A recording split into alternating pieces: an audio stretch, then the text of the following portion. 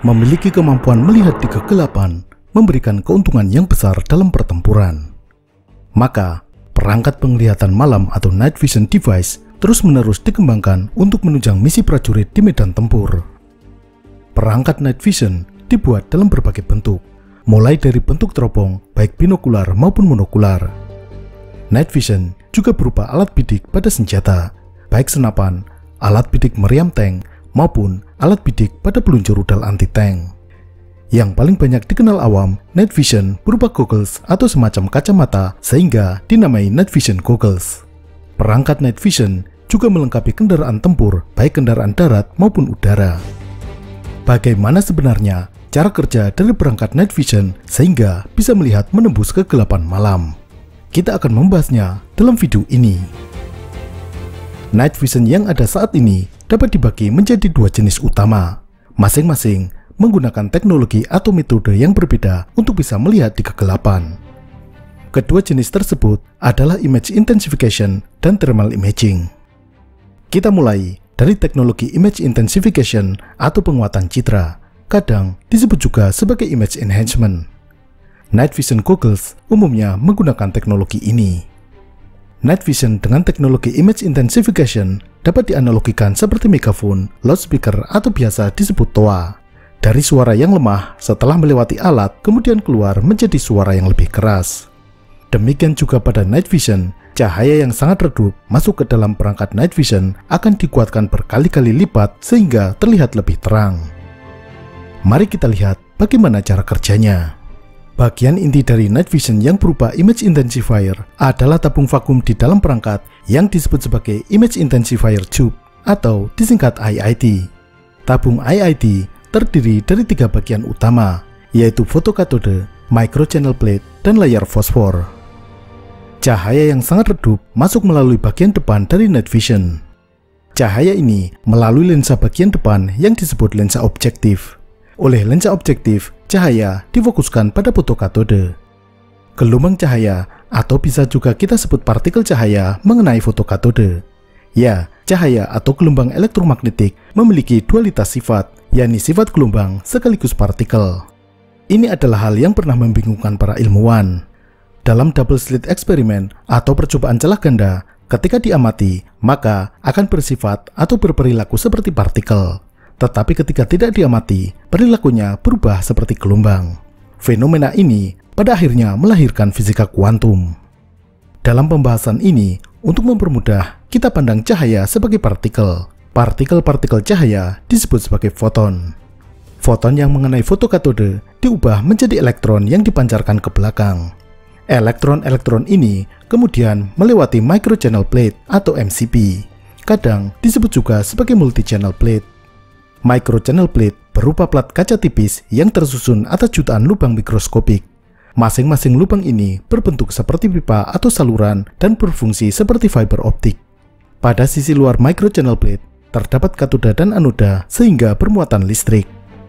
Saluran-saluran pada microchannel plate posisinya sejajar, tetapi miring terhadap garis normal. Sehingga elektron yang melewati saluran ini pasti menabrak dinding saluran. Ketika elektron melewati saluran kecil di dalam MCP, elektron akan menabrak dinding saluran dan dipantul-pantulkan sebelum keluar. Ini memicu pelepasan elektron lain melalui mekanisme cascade secondary emission. Setiap satu elektron akan memicu pelepasan ribuan elektron lainnya, sehingga MCP ini berfungsi sebagai elektron amplifier. Elektron-elektron yang dipancarkan dari microchannel plate kemudian mengenai layar fosfor di belakangnya. Layar fosfor yang terkena elektron akan berpendar atau mengeluarkan cahaya. Ini mirip seperti layar pada TV tabung. Sehingga pada layar fosfor akan dihasilkan gambar sebagaimana gambar yang masuk, tetapi jauh lebih terang. Di belakang layar fosfor terdapat lensa okuler sehingga citra pada layar fosfor ini bisa dilihat mata dengan lebih jelas dan dekat. Citra pada night vision menggunakan warna hijau, karena warna hijau adalah warna yang sesuai untuk mata manusia untuk dilihat dalam jangka waktu yang lama. Teknologi image intensifier ini tentunya terus-menerus berkembang. Perkembangan teknologi ini memunculkan pembagian generasi night vision yang menggunakan image intensifier. Generasi pertama, image intensification dilakukan dalam 3 tahap. Jadi, ada 3 image intensifier tube yang disusun berurutan, masing-masing memperkuat citra yang dihasilkan tabung di depannya. Night Vision generasi pertama ini berukuran relatif besar dan berat. Night Vision generasi kedua pada image intensifier tube mulai menggunakan micro channel plate. Ini membuat ukuran dan bobot Night Vision lebih kecil dan ringan. Gambar yang dihasilkan juga lebih terang dan tajam.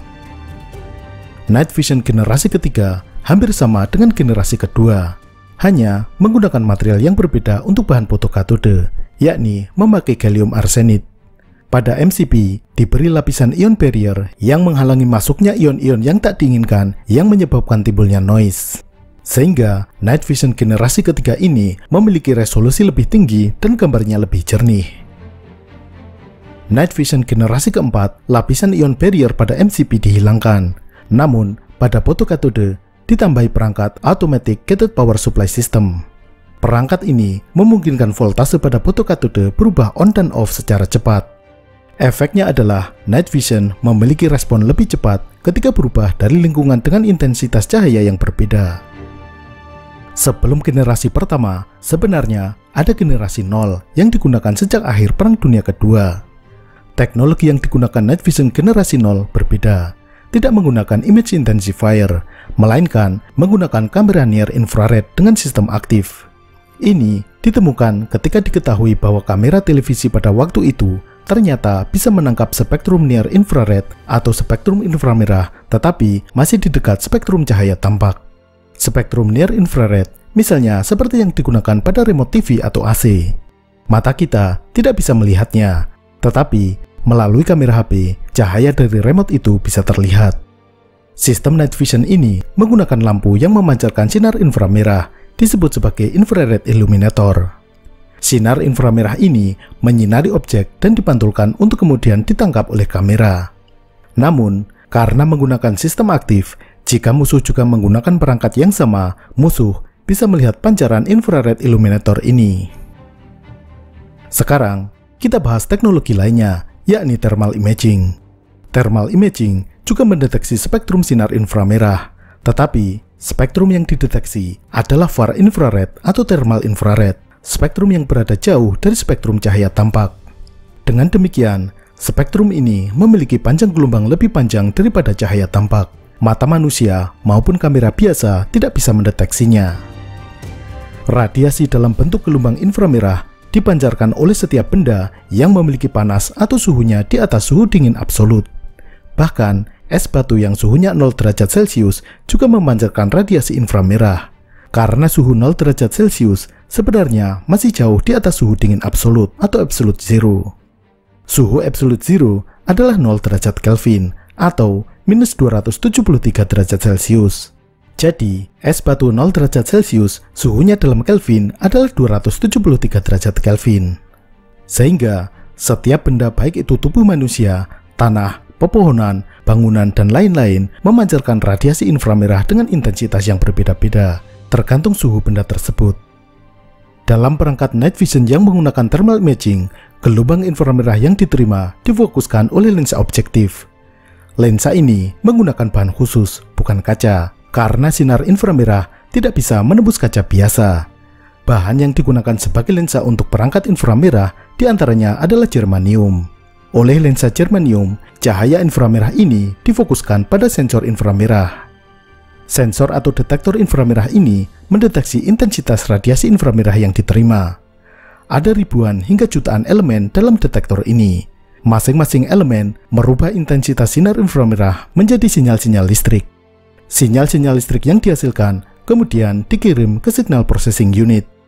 Bagian ini menerjemahkan sinyal-sinyal listrik dari detektor inframerah menjadi citra atau gambar. Night Vision dengan thermal imaging memiliki beberapa kelebihan dibandingkan sistem image intensification. Thermal imaging bisa digunakan baik siang hari maupun malam hari. Sistem ini tidak terpengaruh oleh cahaya terang seperti lampu sorot. Pada Night Vision dengan image intensifier, adanya cahaya akan menimbulkan silau yang menutup objek lainnya. Objek kecil yang bersinar seperti peluru tracer akan tampak besar dilihat melalui image intensifier. Kelebihan thermal imaging lainnya adalah bisa digunakan dalam kegelapan total.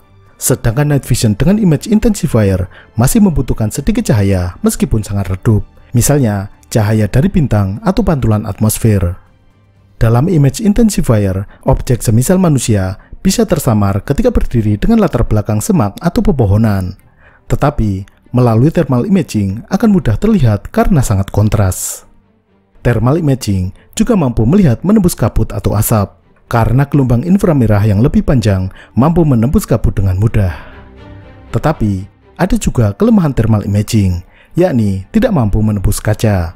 Orang yang berdiri di belakang kaca bening, misalnya di balik pintu kaca, bisa terlihat melalui image intensifier, namun tidak akan terlihat melalui thermal imaging. Perangkat night vision terbaru, misalnya ENVGB atau Enhanced Night Vision Goggles Binokular, menggabungkan sistem image intensifier dan thermal, sehingga bisa saling melengkapi dan menutup kekurangan masing-masing. Perangkat ini juga dilengkapi dengan fitur augmented reality yang mengimpos garis-garis tepi pada objek, sehingga masing-masing objek bisa lebih mudah dibedakan. Perangkat ini juga terhubung secara wireless atau nirkabel dengan alat bidik senjata. Gambar bidikan dari alat bidik senjata bisa ditempelkan secara langsung pada night vision goggles. Ini memungkinkan prajurit menembak tanpa harus berada dalam posisi membidik secara langsung. Ia dapat menembak dengan tetap berlindung di balik tembok. Itulah cara kerja dari night vision. Sampai jumpa.